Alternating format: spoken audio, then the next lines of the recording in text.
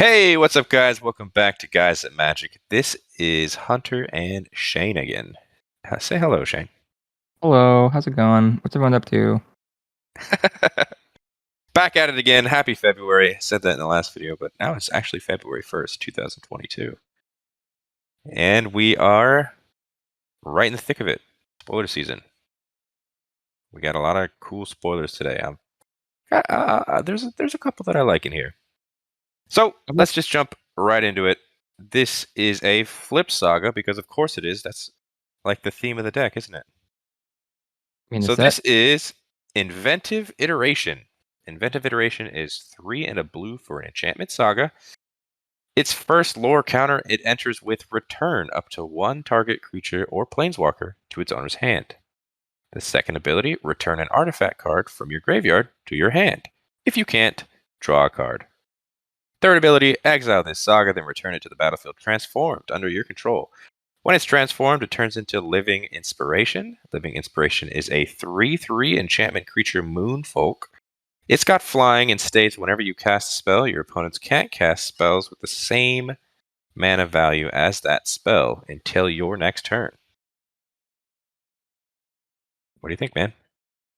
That kind of seems cool, I guess. Right? Yeah. You play a spell, they can't like remove anything, hopefully. So your next turn, you play another one. It's kind of cool. It's very specific, though. It's got to be that mana value. Yeah. True. And that's only when you flip. So the first part, like the saga part, it's just basically messing with your opponent. Yeah, pick up planeswalkers, but that also is very specific as well. Mm-hmm. So it's kind of a dead draw. I mean, it's if you're not playing planeswalkers. Creature or planeswalker. I guess that's true. Yeah, you're right. Never mind. I'll take it back. Take it back. So, I mean, you're bouncing something, and then you're bringing something back. If you can't, you still draw a card. That's cool. Even though if you can't, it does something. I like that. This seems kind of expensive, though, for those 2 abilities. 4 mana. 4 mana, yeah. But then you get that cool creature that does something-ish. Yeah, I don't know. I'm not, like, saying it's a great card, but it's a cool card. Definitely cool.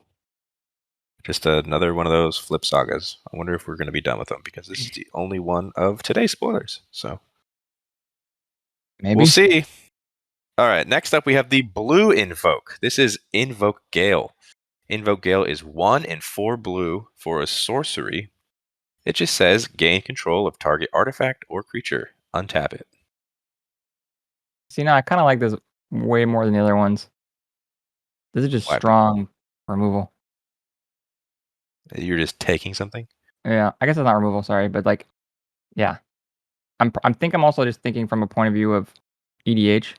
Like this kind of spell has been around forever. So now we have another one, I guess. Like this would go well into my like mono blue or even my blue green. But yeah, this seems pretty good, dude. You just take it. I'm gonna take your Atraxa forever. Heck, exactly. The best part is it doesn't go back to its owner's control. You just straight up. So when it dies, I guess it is kind of a pseudo removal, then yeah. Yeah, you just steal something. Like, oh, that's a really cool threat you got there. It's mine now. Yeah. Thanks. I mean, granted, it's sorcery, you know, so it's not quick. It's not a surprise. They'll see it coming from a mile away. Easily counterable, right? Because like, you know, you're dumping a lot into it to get this thing, but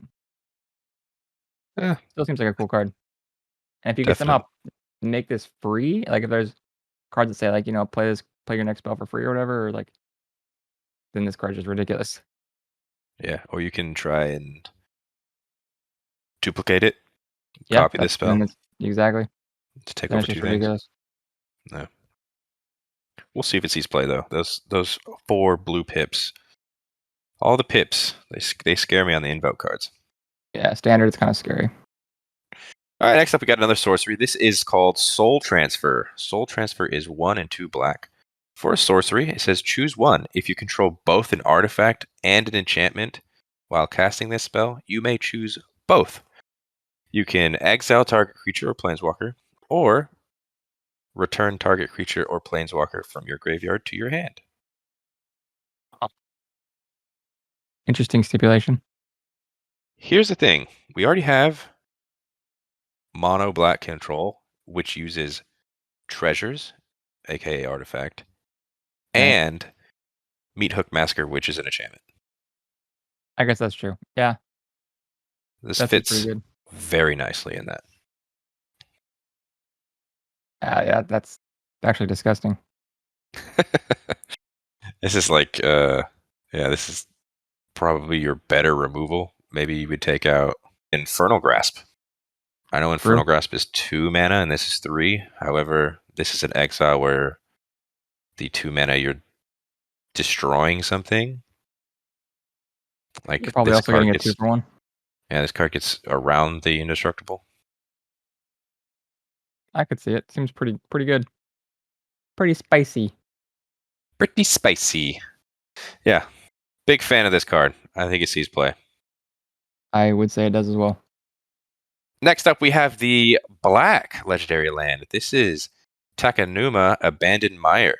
Takenuma Abandoned Mire is a legendary land, like I said. You can tap to add a black, but it has that channel ability where you can pay 3 and a black to discard this card, mill 3 cards, then return a creature or planeswalker card from your graveyard to your hand. This ability costs 1 less to activate for each legendary creature you control. This might be the weakest of the ones we've seen so far. Yeah. I really didn't know how to judge any of these lands I don't know. But this one doesn't seem that great, but I'm sure we're missing something. I mean, those reanimate decks are going to love this card. Yeah, they just that's put true. 3 cards in your graveyard. Yeah. And let's say you have a couple legendaries, boom, this costs like 2 or 1. It costs just 1 black. If we have 3 legendaries, yeah. Yep. So I could see it having play, but I don't know, as a person that's looking at this card just from a standard standpoint right now, I don't see this being I think I see this being the weakest of all of them so far. Yeah, you never know what kind of archetypes are going to come out of this, though, so that could be a home for it. True. Either way, once again, just these channel lands are an interesting addition to the set. I think David said it best, though. Yeah, it's like, are these all just strictly better than basics, though? Yeah, right? They are, yeah. Yeah. You got that ability. I agree. Next up, we have Weaver of Harmony. Weaver of Harmony is 1 in a green for a 2/2 enchantment creature snake druid. It states other enchantment creatures you control get +1/+1, and an ability where you can pay a green and tap this. Copy target activated or triggered ability you control from an enchantment source. You may choose new targets for the copy. It seems pretty good. Those Little enchantment bear, decks. dude. Yeah, exactly. There's already some shit going on with enchantment decks. All those flip sagas are enchantment creatures. Yep. This seems pretty good. Yeah. I like it. I'm a fan of this card. I think those I mean, okay. Maybe there will be like an enchantment creature themed deck popping up. Could be. Maybe. Could be you. I don't know. I like this card a lot. Weaver Harmony. I think it's very strong. And then even from an EDH standpoint, I see this just falling in line into those Selesnya enchantment decks. Yeah. Let's move on to an actual enchantment. This is Spirit Sister's Call. Spirit Sister's Call is 3, a white and a black for an enchantment that is a mythic. States at the beginning of your end step, choose target permanent card in your graveyard. You may sacrifice a permanent that shares a card type with the chosen card. If you do, return the chosen card from your graveyard to the battlefield, and it gains. If this permanent would leave the battlefield, exile it instead of putting it anywhere else. That's a new text. That means even if they bounce it, it just gets exiled. Wow. Yeah, very, very different.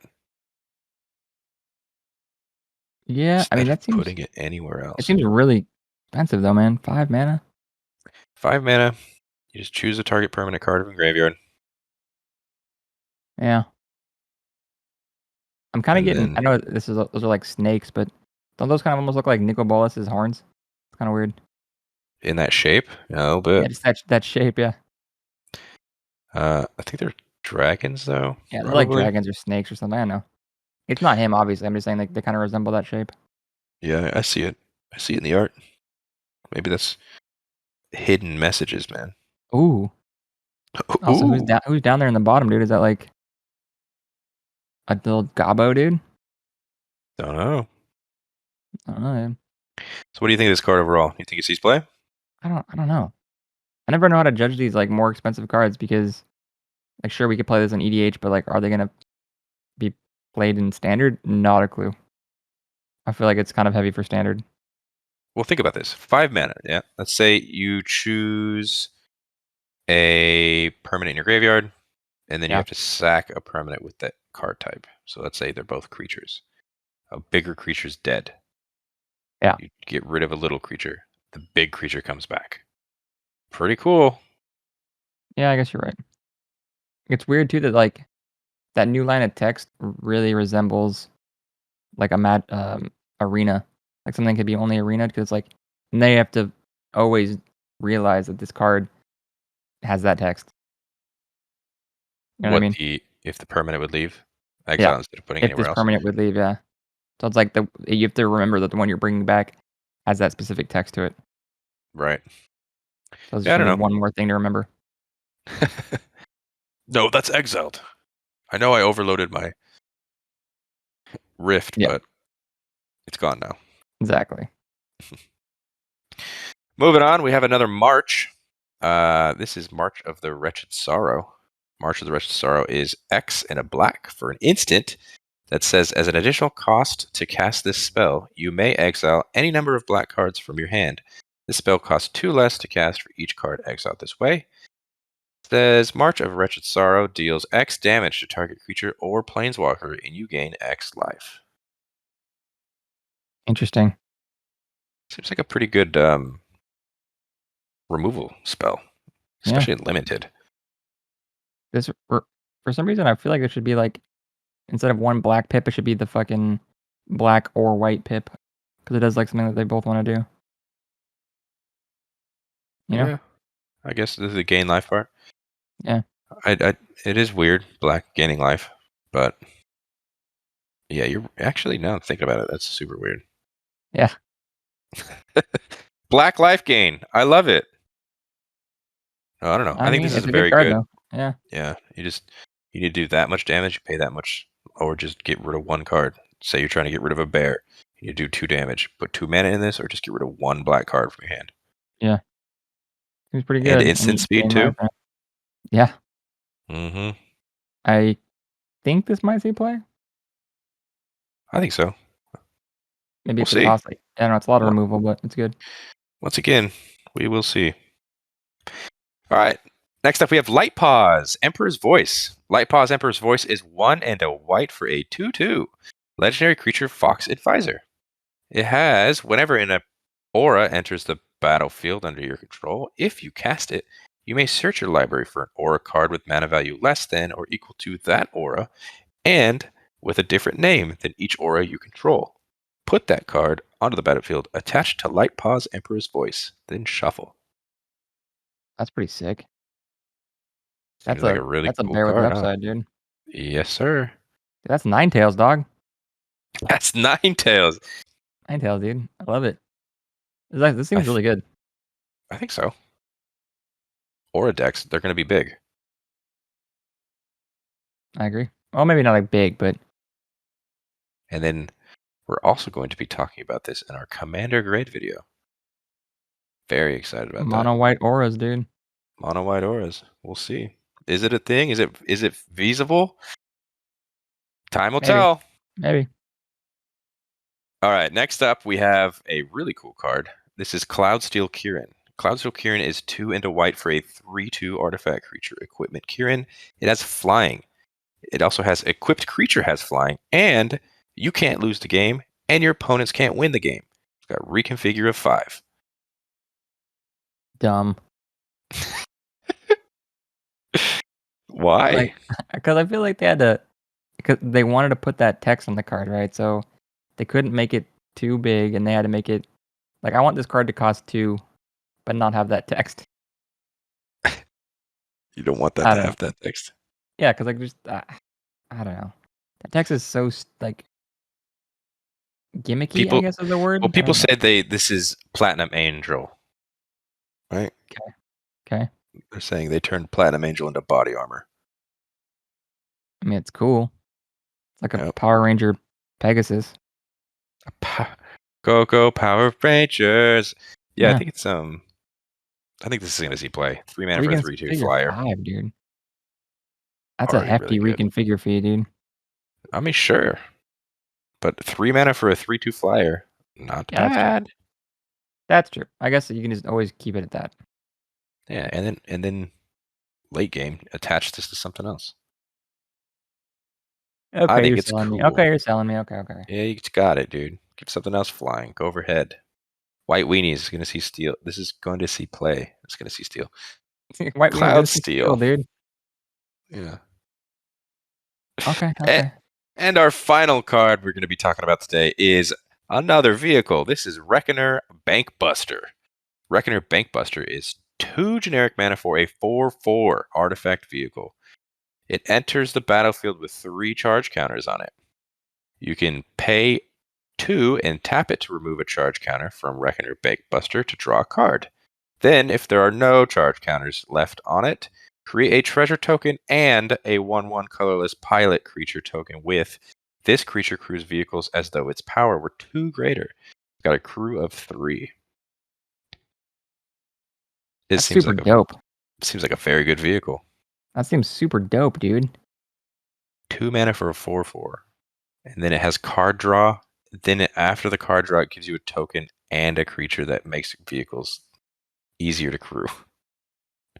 Yeah, I mean, granted, it's gonna be dropping turn 2 and then probably draw you cards for a couple turns. People are gonna want to kill it, but like, so this won't really protect you against aggro, but still cool. If you have a creature that can crew it. Yeah, I Still think seems this good, is a very, very good vehicle. Oh, but you have to tap it too. That sucks. You do have to tap to draw cards. Yeah. Still think it's worth it though. Card draw engine is I always still think nice. I'm not trying to talk myself out of it, but yeah, it's okay. Dude, there's little rats on it. It's being piloted by rats. It's samurai rats, dude. Yeah, no, but look, there's a rat on each side, and then there's no, they're holding on, and there's a rat in the middle. What the fuck? This art's dope, dude. I like all the art so far in this set. Yeah, Everything I like this. always comes with alternate art too. I like this neon rider design. Anytime the art looks like this, it'll sell me. Neon Rider, I love it. Yeah. Well, that's it for today's spoilers. Hope you guys enjoyed that. Shane, do you have a favorite from today? Probably Ninetales, dude. I like Ninetales. Ninetales, that would be tight. Or no, Light-Paws, Emperor's Voice. Yeah, that's a good one. I think my favorite is Cloudsteel Kirin. Yeah. Actually, you know what? Mine's a toss-up too. Between? The Soul Transfer. That's a pretty fucking good card. Soul Transfer, very good, yeah. Yeah. I completely agree.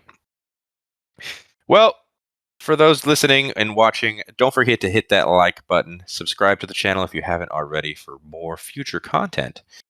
And don't forget to follow us on our Instagram, where we post not only all of these cards that we're talking about today, but also the commons and uncommons as they're announced. And follow us on our Twitter, where we post every once in a while, basically just updating you with the videos and other random facts about Magic. And that's going to be it from us. We will see you all tomorrow for another day of spoilers. This is Guys at Magic. Bye. Later.